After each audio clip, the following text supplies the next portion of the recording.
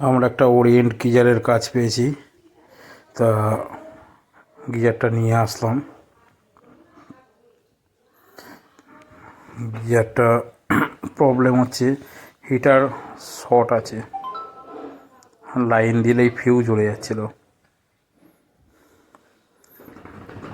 তা হিটারটা আমরা চেঞ্জ করব, রিপ্লেসমেন্ট। দেখো কিভাবে কি করছি।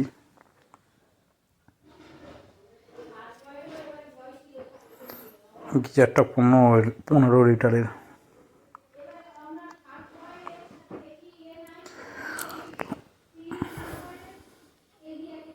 গিজারটা প্রায় 3 বছর সার্ভিস হয়নি। ভেতরে আশা করি যে আয়রন থাকবে, সার্ভিস হয়নি বলেই হিটারটা গেল, নাহলে এই হিটার সার্ভিসের ওপর হিটার টেকে। দেখো খুলতে কীরকম কষ্ট হচ্ছে, কীরকম আয়রন হিটারের গায়ে।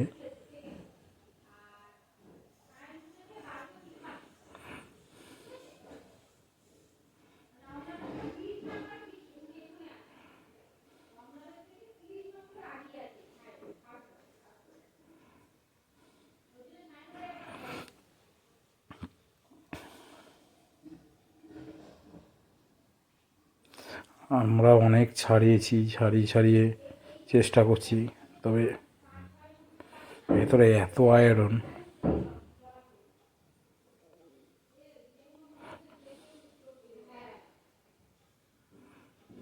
বলে বোঝাতে পারবো না।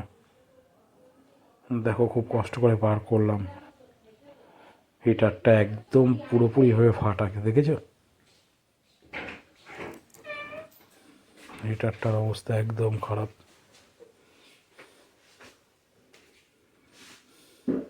আমরা গেস করতে পেরেছিলাম হিটারটা শর্ট আছে।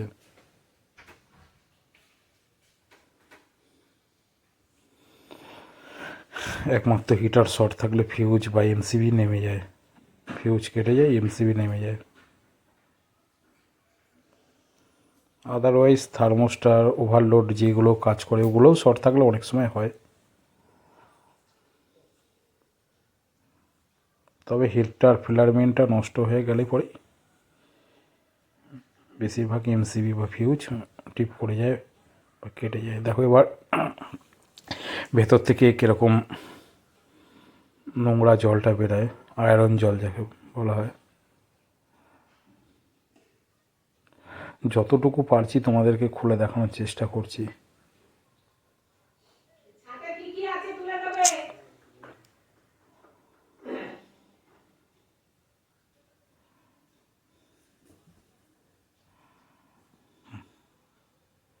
দেখো কিরকম আয়রন ভেতর থেকে বেরোচ্ছে।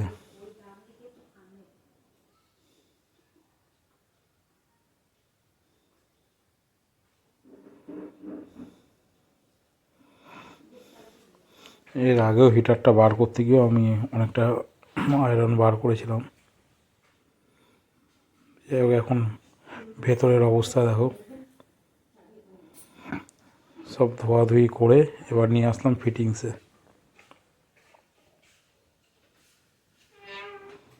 দেখো ফিটিংস কীভাবে করছি। তবে মনে রাখবে করার আগে গ্রেনডাইট আঠা 4 দিক থেকে পেস্ট করবে। আগে ভালো করে রবার গ্যাসকেটটার ওপর দেবে, হিটারটার গায়ে দেবে, আঠা ভালো করে লাগিয়ে তারপর নাট টাইট দেওয়ার চেষ্টা করবে, নাহলে পরবর্তীকালে লিক হওয়ার চান্স থাকে খুব। দেখো আমি কীভাবে রবার গ্যাসকেটটার ওপর, গিজারের ট্যাঙ্কির ওপরে গ্যাসকেটটা লাগিয়ে দিচ্ছি, এই আঠাটা লাগাচ্ছি।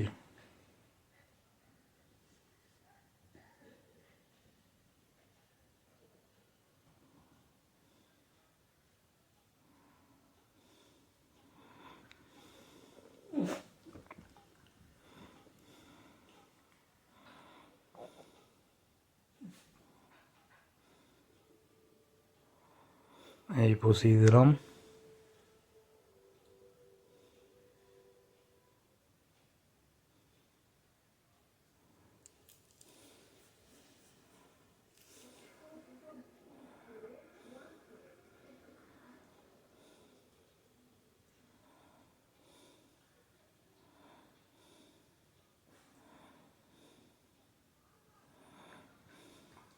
যখন তোমরা করবে খুব সুন্দরভাবে আস্তে আস্তে ধীরে সুস্থে ফিটিংসগুলো করবে।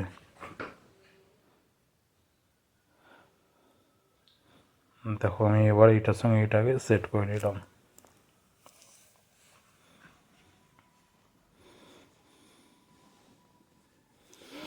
আর যখন তোমরা খুলবে একটা মার্ক করে নেবে, মার্কিং করে নেবে, টেস্টার হোক বা মার্কার দিয়ে হোক, মার্কার দিয়ে করলে উঠে যায়, একটা টেস্টার বা কিছু দিয়ে দাগ দিয়ে নেবে, তাহলে পরবর্তীকালে ফিটিংসের সময় খুব সুবিধা হয়।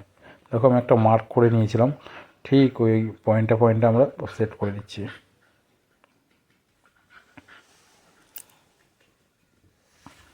এবার হিটারটা ফিট করে নিই একবারে ঢুকিয়ে দেবো, ফিটিংস করে দেবো। এই হিটারগুলো একটু বড় ছোট হয়।